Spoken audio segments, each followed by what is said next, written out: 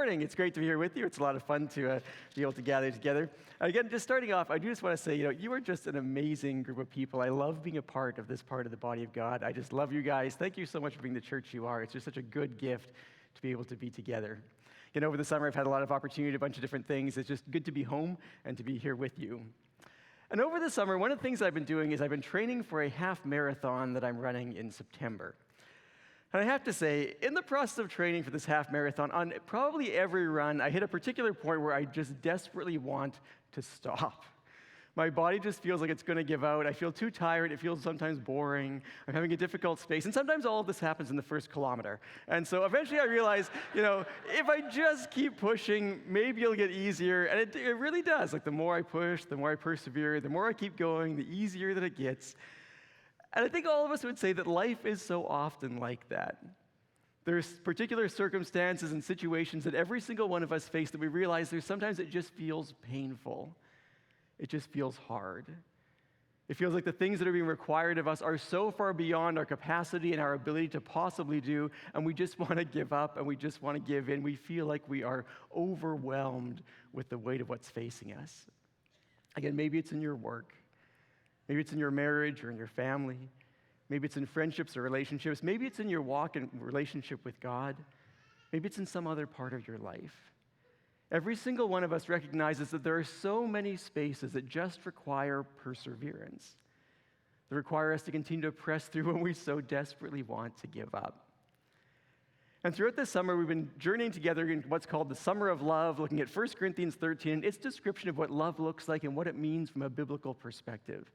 And today we're looking at the end of verse 7 and verse 8, saying that love always perseveres. Love never fails. This is going to be a great time. I'm excited to see how we get to dive into this morning. Let's start off with perseverance. So what does it really mean to persevere? What does it mean that love always perseveres? Again, to persevere is the choice to keep going when things get challenging or when things get difficult. The choice to persevere means that we don't give up and we don't stop when there's difficulty or hardship or sometimes pain or trouble. It means we don't give up when we get tired or weary. We don't give up when something that looks better and more attractive comes along. We continue to persevere. We continue to move forward. We make the ongoing choice to continue to do all that we know that God has called us and invited us to do at any particular moment and situation.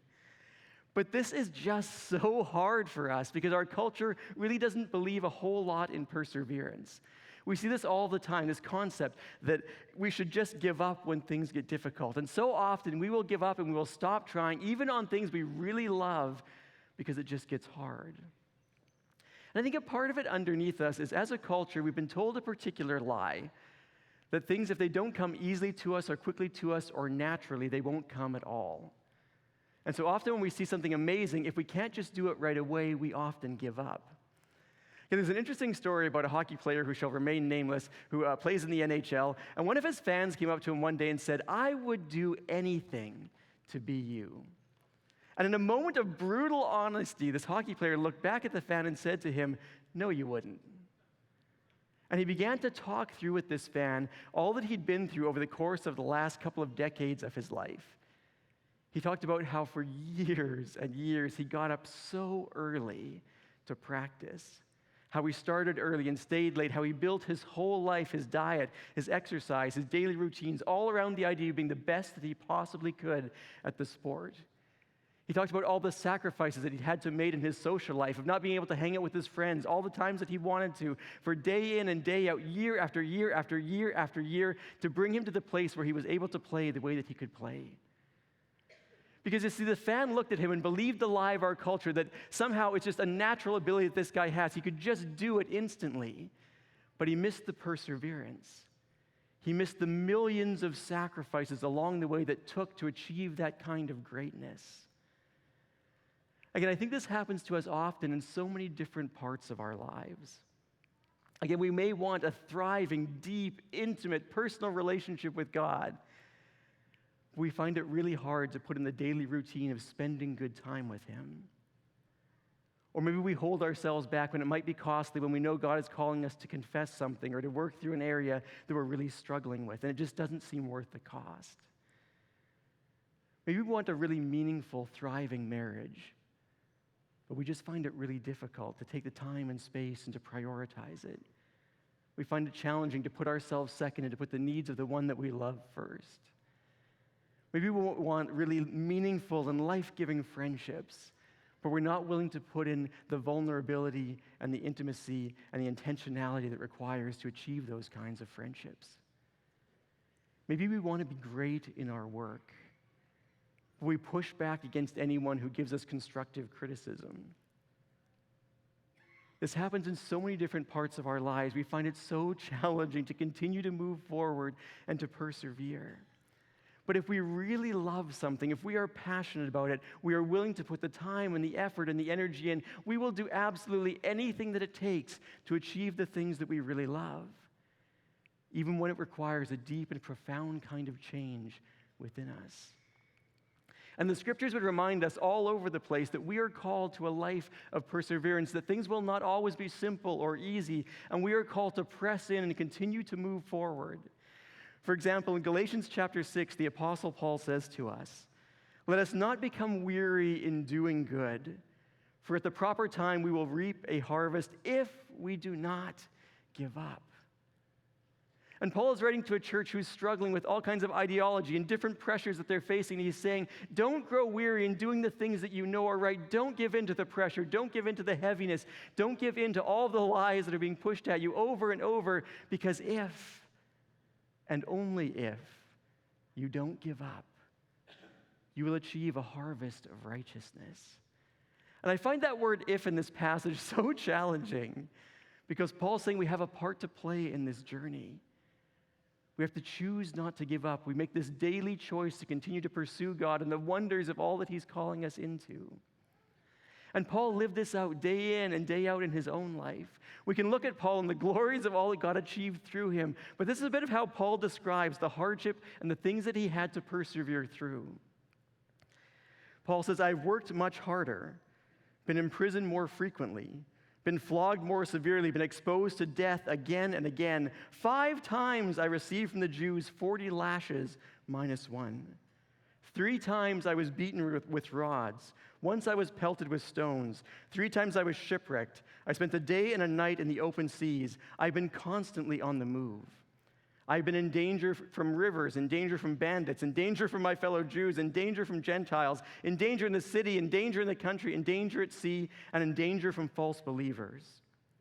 I have labored and toiled and often gone without sleep. I've known hunger and thirst and often gone without food. I have been cold and naked. Besides everything else, I face daily the pressure of my concern for all of the churches. Who is weak and I do not feel weak? Who is led into sin, and I do not inwardly burn?" It's easy to read that passage and to kind of put it off as the Apostle Paul somewhere else, but just imagine what that would have been like.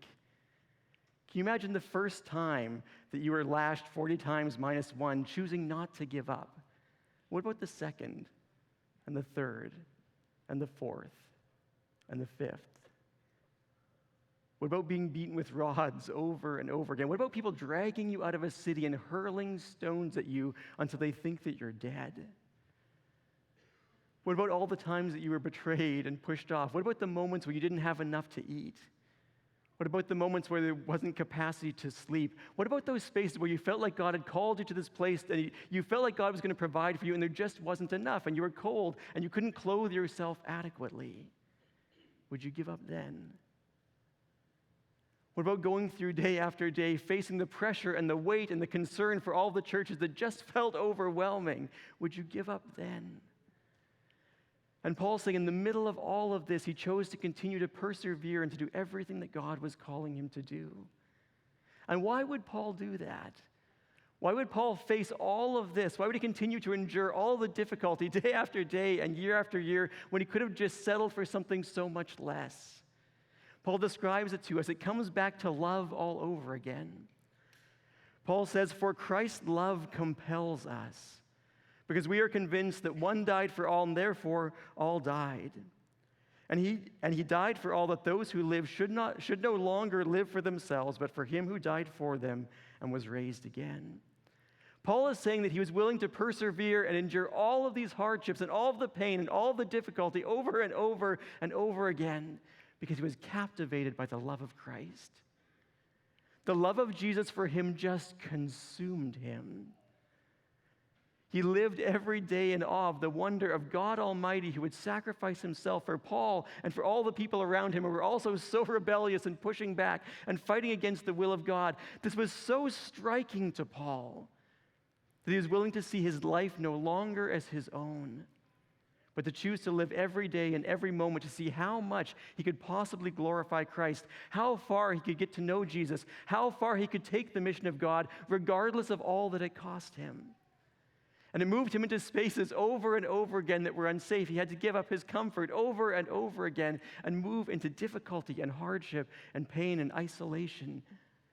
And he did it all because he was consumed with the love of Jesus. This deep longing and passion that God would be glorified. And I once tasted a very small version of this. Many years ago, I was going through a season in ministry, and I was preaching really badly. I was having a really hard time communicating well. It was causing a lot of tension within the life of the church. People were leaving, and there was lots of criticism, and there's lots of pressure around this idea. I remember one of the hardest things that I maybe have ever done was week after week continuing to get up and preach. When I would look out at the congregation, it wasn't actually like this, but in my heart and mind, it felt like this. I would look out at the congregation, it looked like they were all looking at me like, "What do you got, preacher boy? Show us what you got." And it just felt agonizing. And I felt like every time I got up, I was exposing the fact that I was just completely inadequate at what they wanted me to do for them. And week after week, it was this ongoing choice to choose to persevere. But I also recognized it wasn't just about gritting my teeth and getting through it, as it so often is for us when we're called to persevere. I needed to be vulnerable. I needed to talk to a number of pastors in my life who are much better preachers than I am and say, "Can you listen to me for a while and tell me what's wrong? Can you help me to get better?" And there were so many parts along that journey where I just really wanted to give up because it felt so painful and so kind of humiliating and awkward to keep getting up and feeling inadequate week by week and having a group of people watch me, unable to do exactly what I was trying to do. But I felt like the question that God kept asking me through that season was, do you love me enough to do what I'm asking you to do? And do you love the people that you're serving enough to be willing to be vulnerable and to be willing to grow and have the humility to admit your need? Do you love me and do you love them enough to do the things that need to be done, to do whatever it will take to persevere through? And I wonder for you today, what are the spaces where you feel challenged in your capacity to persevere? Again, for some of us today, this is about an area of sin or an area of addiction in our lives that we just really cannot shake. And over again, in the depths of your soul, you just keep feeling like you just can't do it. Maybe this is a call today to continue to persevere, to step in over and over and over again, to choose Jesus every minute of every day, and when you stumble and fall, to get up and say, "Jesus, I continue to choose you." And maybe it's not just doing what you've always done. Maybe it's having the humility to say to someone else, "I just need help. This is where I'm struggling." To find those around you who've maybe wrestled through similar issues before, to help you walk this through so that you can honor God and glorify Him and experience the freedom that He longs for you. Again, for some of us today, this is about the areas of evil that we see in the world. For some of us, God has placed deep within our hearts a longing that this world would more accurately reflect the reality that He created it to. And maybe you have a longing on your heart to see a deep kind of change and transformation in the world. Again, maybe it's around something like domestic violence or racial injustice or human trafficking. And maybe the problem just seems so big that long ago you gave up on the idea that it could ever change. And maybe this is an invitation from God to you to say, let's keep on going. Let's keep persevering. Let's keep seeing change one person and one situation at a time. And for some of us, this is about our relationships. This is about your marriage, or this is about your family, or this is about your friendships. Maybe this is that calling to continue to press in and to persevere, to continue to choose to step in and love well even when it's challenging. And maybe also to say, this is a space where I need some help. I need to learn how to listen. I need to learn how to speak. I need to learn to be caring and compassionate, to process my hurt or my bitterness or my anger or my resentment in a meaningful way. Maybe this is about our relationship as a church. Maybe for some of us, somewhere along the journey, you got hurt somewhere in an experience of church. Trust me, I grew up in the church. I've seen most of it. And maybe there are spaces in your soul where you need to find space to heal and to forgive and to work through so that once again you can feel free and able to embrace the people of God. Maybe this is about a calling to continue to share your faith with people around you when you've already been rejected more than once. Maybe you feel afraid to tell those around you about Jesus because you're not sure how they'll react if they react badly like someone in the past. And maybe this is a calling to persevere, to keep being willing to take the risk because the glory of God is so great and the needs of our world are so excruciating that we just need to persevere through and continue to learn and grow. And how do we reach them with the beauty and the love of the presence of Jesus? And where do you find it challenging to persevere? Or where maybe a long time ago did you give up on persevering because then it just seemed too hard? Is there somewhere that the Spirit of God is prompting you right now to say, this is an area that I want you to re-engage with? Because the truth is that love isn't light and love isn't fluffy. Love is this deep, longing passion that will move us forward into ongoing action and even action that is costly. This is the beauty of love in action that perseveres and is strong and continues to move us forward. And every single one of us has places where we are called to step in and to do whatever it takes to learn and to grow and to deepen and to expand, to be the people that God has created us to be. And so where are you called to persevere? And the beauty of this kind of love is that this kind of love will never, ever fail. Again, can you imagine living tangibly the experience of the kind of love we've been talking about all summer? A love that is a passionate emotion that is lived out in deep and vibrant action. The kind of love that is patient and kind. The kind of love that doesn't envy or boast, that isn't proud. The kind of love that isn't rude. A kind of love that isn't ever self-seeking or easily angered, that will keep no record of wrongs. The kind of love that doesn't delight in evil, but will always rejoice in the truth. That will always protect and always trust and always hope and always persevere. Again, this is a love that will never, ever fail. This is the kind of love that melts our bitterness and our hardness and our resentment. This is the kind of love that moves deep into our souls and shapes and changes us to be the kind of people who can increasingly love those around us as well. This is a love that transforms our hearts and our minds and our lives and our relationships and our communities because it's so much more than just a light, fluffy emotion. It is powerful and it is raw and it is strong and deep and often costly. But how do we grow to be this kind of people? How do we begin to love like this? Because I don't know about you, I'm not naturally this kind of person. Today I want to talk us through 3 practical ideas of how we can continue to grow in the kind of love that's particularly the kind of love that perseveres. And the first one is that we need to look to the things, how am I saying this? To consider the value of what it is that we are seeking. We need to take the time to look past the things that are hard and painful and consider, what is it that we are seeking? Again, when things are hard, it often seems all-consuming. But the Apostle Paul gives us this advice. He later wrote about his trials and sufferings. Therefore, we do not lose heart. Though outwardly we are wasting away, yet inwardly we are being renewed day by day. For our light and momentary troubles are achieving for us an eternal glory that far outweighs them all. So we fix our eyes not on what is seen, but what is unseen, since what is seen is temporary, but what is unseen is eternal. And Paul gives us this advice. He calls all of those troubles that he talked about before, he says, these are light and momentary troubles in comparison to the glory that we experience in Jesus. So Paul says, I fix my eyes on what is unseen. I don't fix my eyes on the beatings and the hardship and the pain and the weight and the pressure that I'm under all the time. I look past those things to the glory of what God is achieving in me and through me and the wonder of all that he will give me in eternity. And from that perspective, all of these troubles, all of this pain, all of this difficulty feels light and momentary by comparison to the glory of all of eternity. And this is just really good advice for us. Because I don't know about you, but in a hard space, it feels like it becomes all-consuming, and all that I can see is the pain and the hardship and the difficulty and the frustration and my own inadequacies are typically all that I can see. When I'll take a moment and fix my eyes not on those things, but on the fact that I serve a Savior who is glorious, victorious, all-powerful, and mighty. When I think about the wonder of what He is achieving in and through me, all the temptations to slow down or to stop just feel so small and inadequate.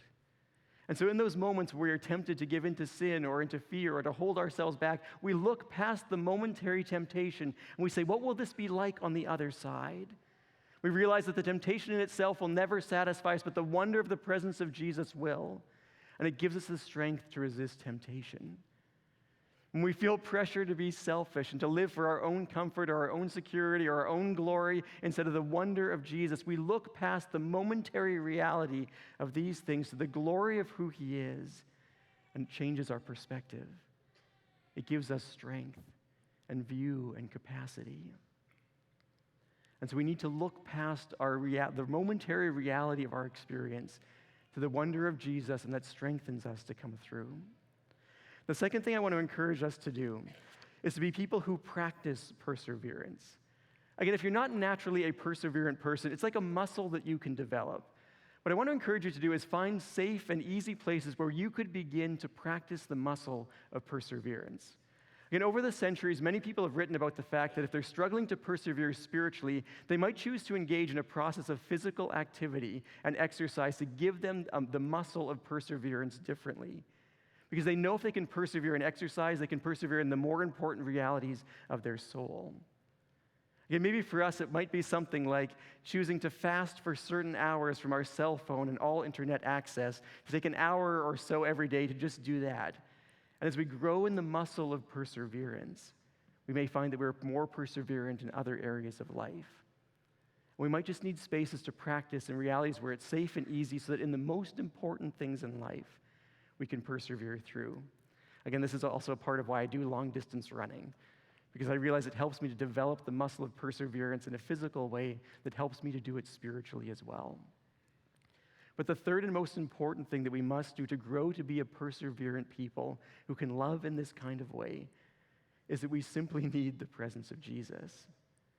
We simply need to go to Jesus and ask Him to reshape the realities of our soul, to become the kind of people who are perseverant. Because in and of ourselves, we will never have the goodness or the strength or the capacity to persevere in the ways that we are called to. And so we simply need to come to Jesus and say, Jesus, would you live out your own persevering love in me and through me? Would you change me to be like this, because I cannot do it for myself? Because the reality is that Jesus is perfect in His capacity to love in a persevering way. And do you know today that He perseveres every single day to love you? I want you to think about this just for a minute. Think about the ways that Jesus persevered to draw you to Himself. Again, if you grew up in a Christian home, think about the reality of that just for a moment. That throughout generations of your family, the presence of God persevered to love one generation after the next, to draw you to relationship with Himself, as well as all of your family before you. And that before you were ever born, He continued to create within your family a dynamic that would speak the truth of who He is into your soul. If you grew to know Jesus later on in life, think about all the experience of life from the day you were born up until the day that you met Jesus.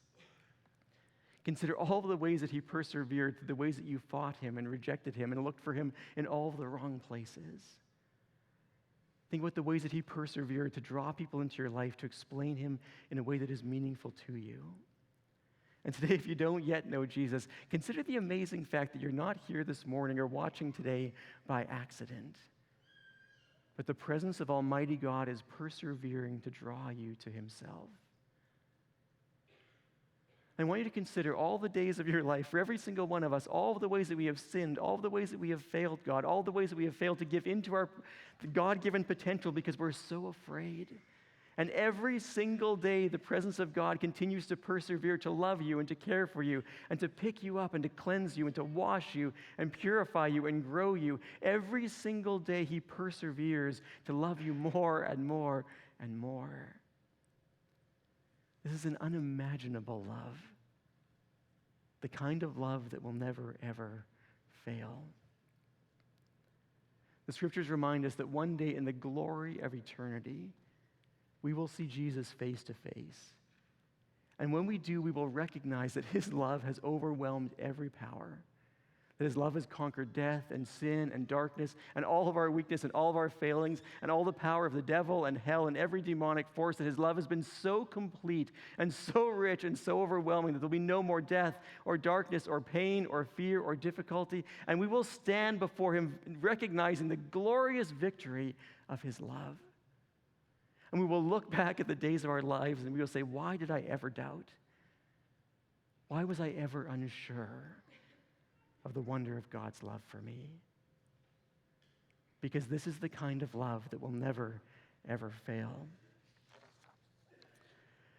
Again, in the immensity of Jesus' love for us, he paid all the price that was necessary for us to experience eternity with him. Let's just think for a moment about the experience of the crucifixion. Again, in his death, Jesus offered himself so that we could live. He handed himself over to be brutalized and tortured and rejected and ridiculed, suffering an agonizing kind of death so you and I would never, ever have to taste it. And can you imagine those moments? I marvel at the perseverance of Jesus, who could look at a humanity who was so cruel, a humanity who would lie about him and ridicule him and humiliate him and mock him as he dies an agonizing death, and that he could persevere through that and look at us and know with absolute certainty that somehow his death would change the hearts of this ridiculously rebellious group of people called humanity, and that somehow through this we would change and grow to be the kind of people who would surrender our all and our everything to him, who could confess our sins and turn away from them, who could give up all of our arrogance and our pride and our ridiculous sense of superiority and bow before him and declare that he and he alone is Lord and God. You see, this is the kind of love that will never fail. The love of Jesus extended to us and lived out passionately in his death so that we don't have to die, that we can live with him forever. This isn't a light and a fluffy kind of love. This is a love that is raw and strong and holds us close. And in communion, we come face to face with the love of God. Jesus says to us in communion, I want you to do this in remembrance of me. I want you to do this so that you will always remember the glory of how I care for you, the suffering that I endured for you, the magnitude of all that I persevered through so that you can experience life. And we were also encouraged that as we prepare for communion, we want to take a few moments to prepare our hearts to be ready. And so now in the next few moments, I just want to encourage you, just take a few moments with Jesus and just be open and honest.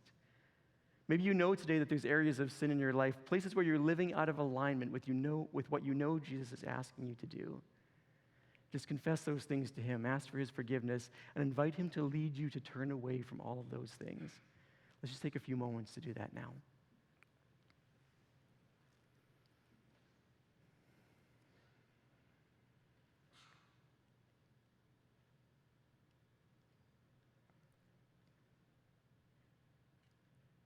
And then just take a few moments and ask Jesus to live out his persevering love in you and through you.